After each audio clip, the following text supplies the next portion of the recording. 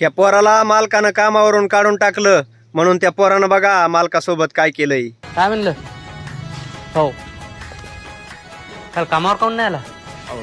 पोट दुखायला होतं मिळालं, रोजच तर यायलो ना मी. तू एक काम कर, तू येऊ नको आता कामावर. आ अबे नाही ते रोज रोज सुट्ट्या कोणी सहन करायला बे, येऊ नको तू. रोजच्या रोज कुठे सुट्ट्या घेतल्या हो? ठीक आहे. बरं बरं ठीक आहे, ठीक आहे ठीक आहे.